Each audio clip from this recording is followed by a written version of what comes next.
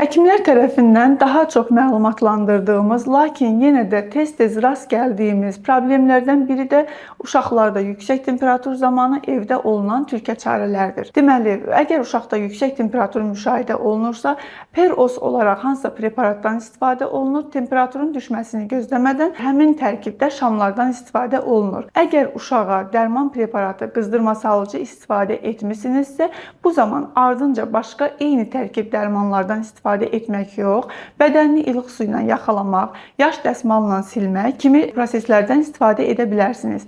Və evdə spirt, sirkə və yaxud hansısa məhlullardan istifadə olunmağı tövsiyə olunmur. Əgər uşaqda temperatur 38 dərəcədən yüksəkdirsə, uşaq özünü çox halsız hiss edirsə, bu zaman uşağın çəkisinin yarısı qədər qızdırmasalcı preparatlardan istifadə edə bilərsiniz.